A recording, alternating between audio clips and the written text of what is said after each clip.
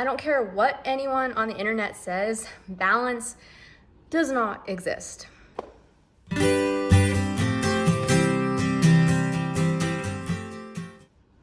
everyone, welcome to another episode of Strong in the Saddle. I'm your host, Katrina, and it has been a minute. So I have been releasing videos every single week for the past 2.5 months, but I actually haven't sat down to record a video since, and I checked my computer, the last video I edited was from February 12th. And that is because I am a public accountant and I am super busy with tax season from middle of February till the end of April. So during that time, I do not have any time to be doing this. And so before that, I batch create a bunch of content. So it has been a minute since I have sat in this chair, even though to you guys, it looks like I have been here every single week. And so that's kind of what I want to talk about today, is this idea of balance and life as a non-pro who owns horses, because it is definitely a juggling act, and I will just use myself as an example. So yes, I am a public accountant, and during the months of mid-February till the end of April, I work 70 plus hours a week. So I do not have time for a lot of things outside of eat, sleep, and sleep even gets compromised, and work. That's all that I have time for. And if I was not a non-pro, if horses were my job, I would not have to make compromises of what do I need to put my time to, work or horses. It's not even, it's just one of those things, where is the money coming from? What are your priorities in life? And dealing with that balancing act. And so it's just kind of talking about this idea of balance that I think Instagram especially they really try to push this idea that you can achieve balance, you can have it all. But I think as most of us know, and as our lives play out in real life, we realize that no, sometimes it's just not balanced. Sometimes work is really, really busy, and then other things need to take a back seat. And then there are other times where work is not as busy. For me, going into the summer now, work will be slow. And so during that time, I can really shift my focus to my family, my horses, and things other than work. But it's always this swinging pendulum that I think Instagram likes to think that, no, you can have a busy career and have success in your career, and you can have a family, and you can have all these hobbies, and you can have a side hustle. And that's how you burn yourself out, guys.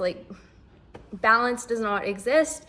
And if you're always trying to make that work, burnout is almost guaranteed. I think part of this conversation is just facing reality. So the reality for me is, at this point in my life, horses are not my income source at all. In fact, they do the complete opposite. My horses cost me money. And so because of that, I have to come to terms with the fact that if I want to have horses, I need to devote part of my time to generating income so I can have those horses. If all I'm doing is dreaming about horses and playing at the barn, it's not going to take long for my bank account to go down, and then reality to really slap me in the face with, hey, you got your priorities wrong and now you have to sell your horse, which that would break my heart. And so we also have to come to terms with the fact that there are so many hours in a day, and it also can be tempting to sacrifice sleep. And I did mention that my sleep does get sacrificed during tax season, but that's just because one, I just don't sleep good because I'm stressed. And then another part is just I have so much work to do that, okay, I will cut my sleep by an hour.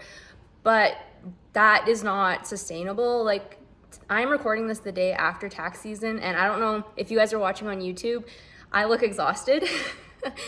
I am definitely burnt out, and the main driver of that is stress and lack of sleep.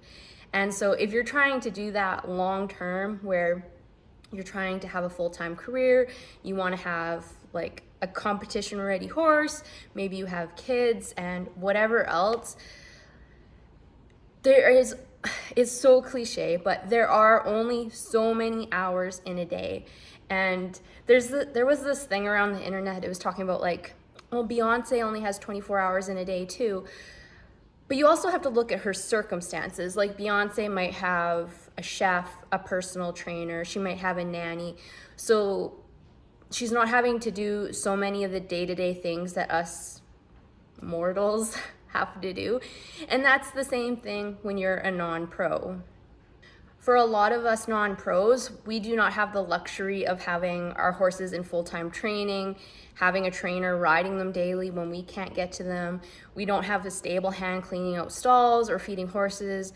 We don't have someone there to stand and hold them while the farrier is here. Like, we are fulfilling all of those roles as non-pros. And of course, that takes up a lot of time. And so if you're having to do all those day-to-day things, like, your day ends up being gone pretty dang quick. So it's, only so many hours in a day. And that's just one of the things, like, you can get mad about it. You can I wish there was 30 hours in a day, but there is not. And so you just need to figure out a way to work with what you got.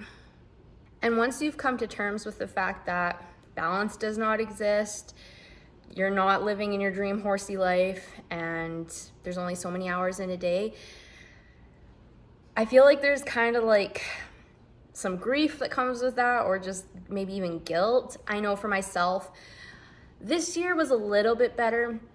I didn't work as many hours in tax season as I did last year, but it was still a lot, and I definitely didn't have the perfect riding schedule for my horses. My horses are definitely deconditioned at this point.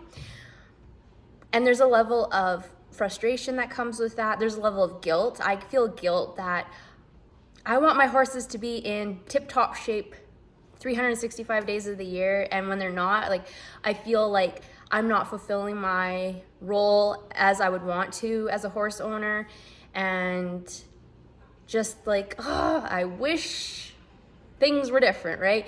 And I think dealing with those thoughts and feelings is really important, whether you need to just talk to your horse about them. I know I talk to my horse a lot about my woes or, talking to a human being or journaling about it, just something to just get it out, process it, and then you can move on.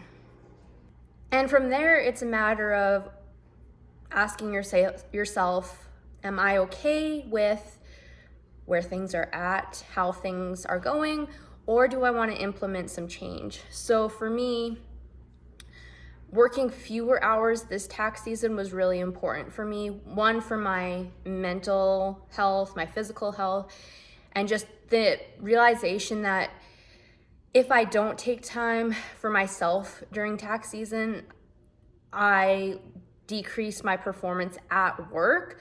And so, as counterintuitive as it sounds, I realized I needed to change from go, putting in as many hours as possible to, okay, you can put in a lot of hours, but then you need to breathe for a second and then you can go back into it.